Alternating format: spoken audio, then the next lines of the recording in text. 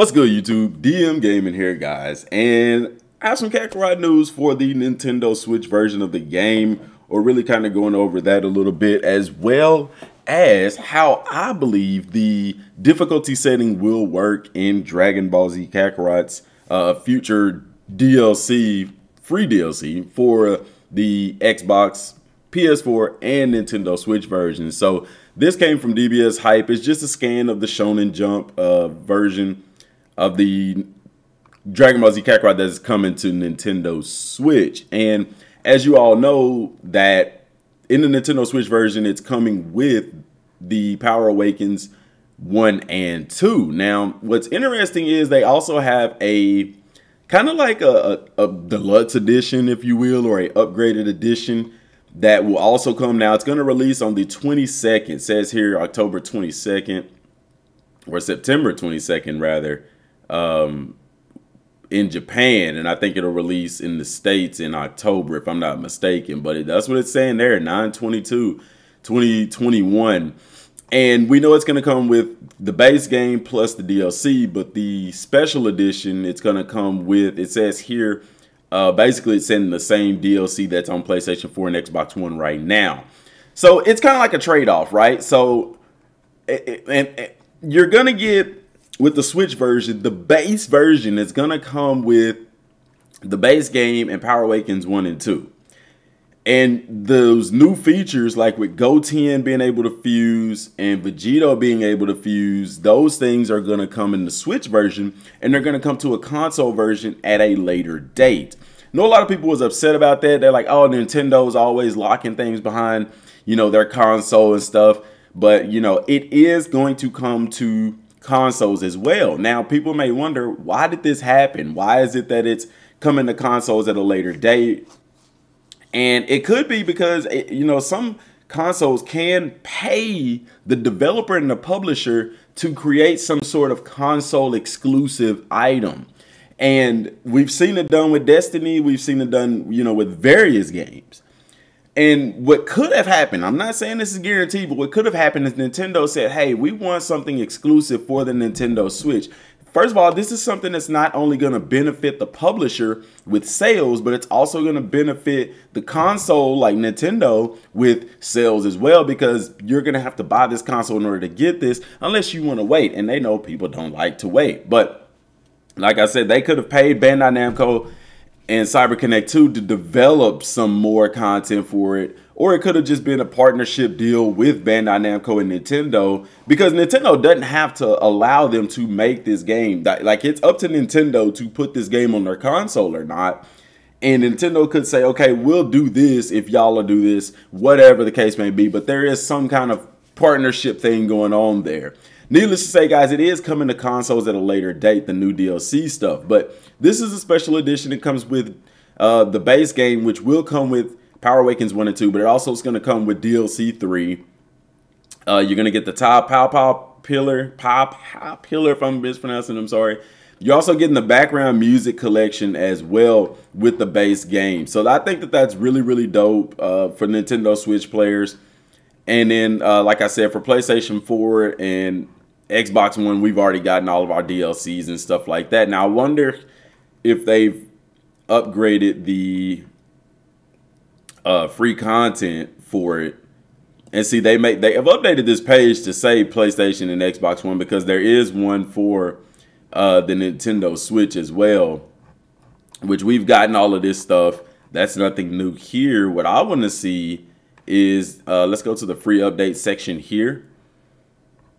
And no, they still have those, the same ones on there, the same two that are on there. They haven't updated this yet. Now, they are upgrading. They're still working on update, the other updates, I think, what, 1.7 and 1.75. Now, what I wanted to talk about was the boss battles. Really, more or less, the difficulty for the game. So, yeah, it does come out on Switch in September 22nd. Now, the difficulty for the game, one way that I really believe that it can work out is, y'all noticed whenever they did the Beerus fight, whenever DLC 2 came out and they made Frieza level 300, they also increased Beerus to level 300. Not only that, but they gave him more attacks in his repertoire. I believe, or I would really like for difficulty to work out this way, that more than likely maybe it's level based as far as difficulty, but they would go through and each of the villains, be it Raditz, Nappa, Vegeta, and the Saiyan Saga, Frieza Saga, the main bosses in the game, that they give them new attacks. And this could very well be the case, guys, because look how long it's taking for this update to come out. We're not going to get it in consoles until after September. Nintendo Switch version will be ready by September. We'll get it later. But what's interesting is it shouldn't take that long for them to go into the game's code and upgrade it so that the enemies they hit harder. They can easily go in there and upgrade their stats to where they hit harder. But that's not the case. The length of time that it's going to take for us to get this leads me to believe that they're going to go into this game and they're going to make it so that at a harder difficulty, guys like Raditz and Nappa and Vegeta and other bosses are going to have upgraded attacks.